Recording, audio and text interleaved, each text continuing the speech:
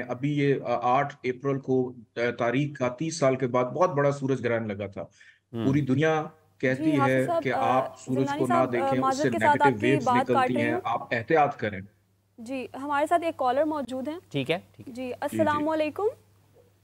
अस्सलाम वालेकुम। फातिमा बात कर रही हूँ लाहौर से। जी फातिमा फरमाइए। मेरा सवाल ये है कि एक पामिस थे, उन्होंने ना मेरा हाथ देखा था और उन्होंने मुझे कहा था कि तुम्हारी ना 2 मंगनियाँ होंगी, एक तुम्हारी अपनी मर्जी से होगी जो नहीं चलेगी और दूसरी होगी तुम्हारे अम्मा अब्बा की मर्जी से जो चलेगी। लेकिन अब हुआ तो ऐसा ही है, मंगनियाँ तो हुई 2 ही हैं लेकिन चली दोनों ही नहीं है, दोनों ही खत्म हो गई हैं। तो ये तो ना बात हाँ में आई ना ना में आई। तो इस बात की क्या मतलब है कि अब कैसे इंसान जान सकता है कि सच्चाई थी या नहीं थी, या क्या है इसके हवाले? ठीक है, ये जवाब आपका लेते हैं। पहले चूँकि ये ज़ंजानी साहब की तरफ जाएगा पहले सवाल और फिर वापस आएगा मुफ्ती साहब की तरफ, क्योंकि पामस का जिक्र हुआ है। तो ज़ंजानी साहब, ये आपने सवाल सुना होगा, इस पर आप अपनी राय दीजिएगा, फिर मुफ्ती साहब से जानते हैं।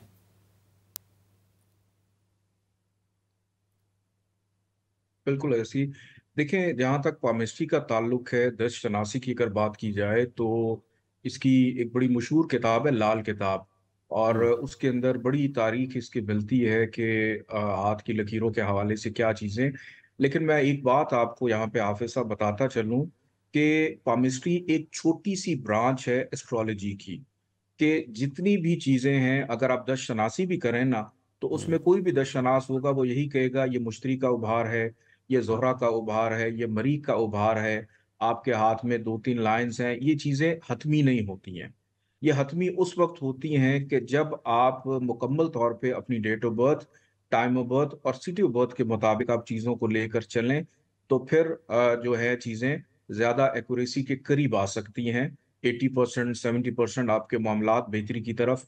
और यहाँ पर एक चीज़ मैं और बताता चलूँ कि जब भी आप किसी के साथ या ज़िंदगी की इब्तदा कर रहे हैं, ये तो हम हमेशा ही सुनते आ रहे हैं कि हमें नेक वक्त में अपने काम का आगाज़ करना चाहिए, हमें मुस्बत वक्त में अपनी चीज़ों का आगाज़ करना चाहिए। ठीक अब है। हो सकता है इस बहन की जो मंगनी या शादी हुई है, वो किसी ख़राब वक्त में होगी जिसकी वजह से वो चीज़ नहीं चल पाई। तो ये भी हो सकता है। और बाकी उन्होंने अपने इल्म के मुताबिक जो भी उनको बताया उसमें से कुछ ठीक मतलब हुआ, कुछ ये गलत हो हुआ। सकता है, 100% तो अल्लाह की वक्त का ज़ात है, तयन वही भी बहुत बेहतर ज़रूरी है जानती है। मुफ्ती साहब।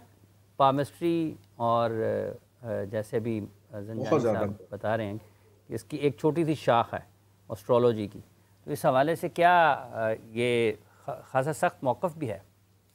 बिस्मिल्लाहिर्रहमानिर्रहीम। देखें, मैं तो आपको कुरान और सुन्नत से जो तालीमात मिलती हैं वही अर्ज़ कर सकता हूँ। बाकी किसी फ़न का जो माहिर होता है वो उसके बारे में ज़्यादा बेहतर बता सकता है। या रही बात ये कि अभी बात हुई बदशगुनी की, तो इस्लाम के अंदर बदशगुनी लेना जायज़ नहीं है। ये तो बिल्कुल वाज़े तौर पे हदीस के अंदर भी मौजूद है कि किसी चीज़ को कह देना कि ये मेरे लिए मनहूस है, ये गलत है। हाँ, अच्छा शगुन ले सकते हैं आप, जैसा कि अभी इन्होंने वो हदीस की तरफ इशारा भी किया कि रसूलुल्लाह सल्लल्लाहु अलैहि वसल्लम का फरमाने ज़ीवकार जिसका है कि जो नेक काम होता, रसूलुल्लाह सल्लल्लाहु अलैहि वसल्लम के तो तमाम काम ही नेक हैं, वो सिर्फ हमें समझाने के लिए कि जब तुम किसी काम का आगाज़ करो तो बुध से आगाज़ करो।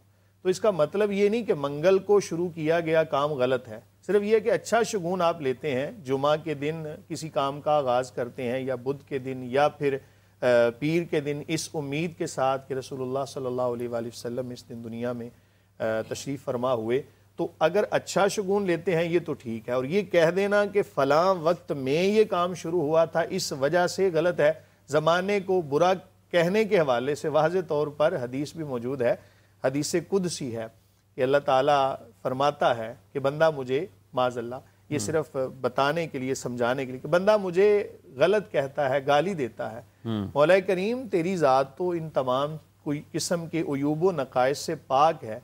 तो फरमाया जब बंदा ज़माने को बुरा कहता है तो वो मुझे, मेरी तरफ चूँकि ज़माने का खालिक मैं हूँ तो मेरी तरफ वो बुराई की निस्बत करता है।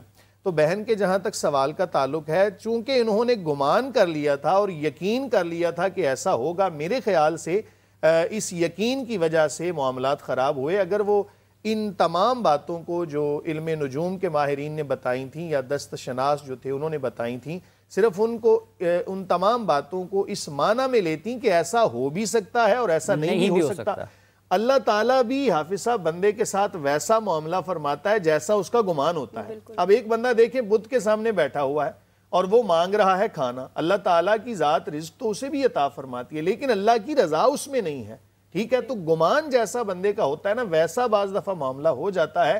تو میرا یہ مشورہ ہوگا تمام سننے والوں کو کہ اگر آپ کسی کے ایسے بندے کے پاس جاتے ہیں، ویسے تو بہترین حال یہ ہے کہ اللہ تعالیٰ کی ذات پہ یقین کامل ہونا چاہیے، ہاتھ دکھانا ٹھیک ہے، لیکن دیکھیں یقین کامل کے ساتھ دکھائیں گے غلط ہوگا۔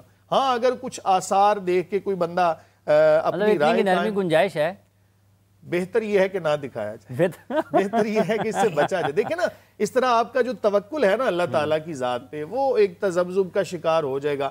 آپ سمجھیں گے کہ پتہ نہیں ایسا ہی ہوگا، اور جب آپ کے ذہن میں وہ چیزیں چل رہی ہوں گی نا تو بعض دفعہ ویسا ہی ہو جائے گا، تو آپ کا یقین اس بات پہ کامل ہو جائے گا، اللہ تعالیٰ کی ذات سے آپ کا توکل ہٹ جائے گا۔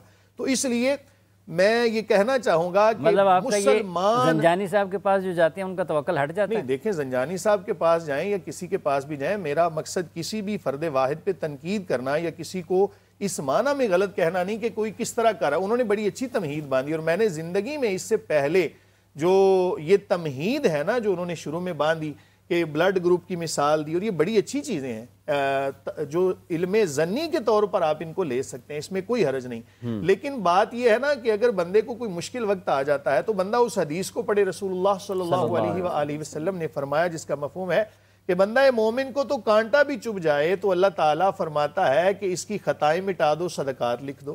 تو اگر اس کو نعمت ملتی ہے شکر ادا کرتا ہے، اللہ قرآن میں فرماتا ہے وَمَنْ شَكَرَ فَإِنَّمَا يَشْكُرُ لِنَفْسِهِ، کہ جو بندہ شکر ادا کرتا ہے اس کے شکر کا فائدہ اسے ہی ہے۔ تو زندگی میں جیسا وقت بھی آ جائے نا وہ اللہ کی اطاعت سمجھ کے گزاریں گے، صبر کر کے گزاریں گے، تو اللہ فرماتا ہے ان اللہ مع الصابرین، اللہ صبر کرنے والوں کے ساتھ ہے۔ تو مشکلات بعض دفعہ ہمیں اللہ کے قریب کرنے کے لیے آتی ہیں، ہم ان سے تنگ آ کے تو پھر ایسی چیزوں کی طرف چلنا شروع ہو جاتے ہیں کہ جو ہمیں اللہ تعالیٰ کے توکل سے نا وہ ہٹا دیتی ہیں۔ زنجانی صاحب جی قاری صاحب سے میرا ایک سوال ہے، میں اس بارے میں ایک بات کرنا چاہوں گا، کھل کر ذرا بتائیں نا عوام کو کہ ہاتھ دکھانا اس بارے میں شریعت مطہرہ میں ممانعت ہے۔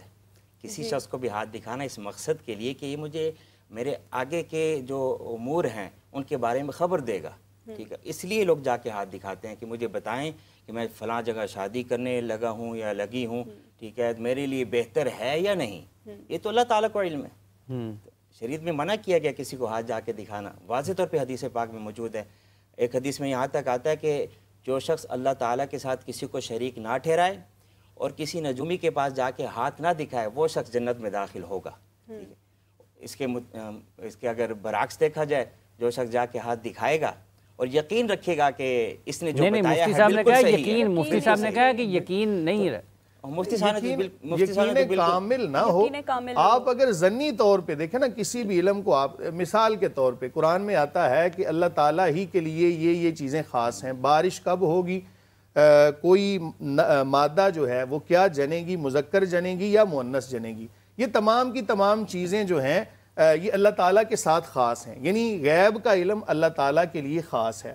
لیکن اب ہم دیکھتے ہیں کہ محکمہ موسمیات والے کچھ آثار و واقعات دیکھ کر بتا دیتے ہیں فلاں وقت میں بارش ہوگی۔ اب اس کا مطلب یہ نہیں جو انہوں نے کہہ دیا ہے وہی ہوگی، انہوں نے تو آثار دیکھے، وہ تو بعض اوقات یہ بتاتے ہیں جی کہ بہت تیز بارش ہوگی، نہیں ہوتی، بعض اوقات بارش کا کوئی امکان ہی نہیں ہوتا، بارش جو ہے وہ رکتی نہیں ہے، شروع ہو جاتی ہے۔ اب دیکھیں الٹرا ساؤنڈ ہے تو اس کے اندر بتایا جاتا ہے کہ یہ مادہ جو ہے یہ مذکر پیدا کرے گی یا مؤنث، یعنی اس کے پیٹ میں بیٹا ہے یا بیٹی، یہاں تک اب ہم نے ترقی، تو یہ الٹرا ساؤنڈ کی جو تصویر ہے یا بات ہے وہ کلی نہیں ہے، اس کو آپ گمان کے طور پہ لے سکتے ہیں کہ جو انہوں نے کہا ہے وہ بھی یہ کہتے ہیں کہ 90% چانس ہے ان تمام چیزوں کے۔ تو اسی طرح اگر کسی نے ظن کے طور پر، گمان کے طور پر ان چیزوں کو لے لیا تو وہ یقین یہ رکھے کہ حقیقی طور پر جو مالک کائنات ہے، جو خالق ہے، جو میرے مقدر کو بدل سکتا ہے، تمام قسم کے علوم اللہ تعالیٰ ہی کے لیے، اللہ تعالیٰ کے پاس۔ یہ جو آپ نے علم کی بات کی ہے زنجانی صاحب، یہ دو مختلف قسم کے خیالات ہیں اس حوالے سے جو جس شعبے سے آپ کا تعلق ہے، جس کام کے ساتھ آپ جڑے ہوئے ہیں، تو آپ ذرا بتائیے گا اس حوالے سے. ابھی یہاں پر قاری صاحب نے بتایا کہ بالکل نہیں جانا چاہیے، مفتی صاحب نے یہ فرمایا ہے کہ اس میں کچھ اس قسم کی چیزیں موجود ہیں کہ آپ ایک گمان یا ایک علم کے طور پر لے سکیں. اچھا قاری صاحب، جب ہم یہ بات کرتے ہیں، قاری صاحب آپ بتائیں، اب جیسی ابھی محکمہ موسمیات کی ایک مثال پیش کی قاری صاحب نے، الٹرا ساؤنڈ کے حوالے سے بھی ذکر کیا ہے. اگر میں نے فرض کر لیں کہ کسی دوسرے شہر جانا ہے، میں آپ کے پاس ہی آ جاتا ہوں، قاری صاحب مجھے جانا چاہیے یا نہیں جانا چاہیے، تو جو بڑے بڑے لوگ ہیں، مطلب جو حکومتی شخصیات ہوتی ہیں، وہ تو ایک شہر سے دوسرے شہر جانے سے پہلے جن کے ساتھ ان کا عقیدہ ہوتا ہے، جن کے ساتھ وہ محبت کرتے ہیں، عقیدت رکھتے ہیں، ان کے پاس جاتے ہیں کہ سائیں دسو کہ میں لاہور جاواں یا نہ جاواں. جی جی، اس بارے میں واضح حدیث پاک میں بھی موجود ہے.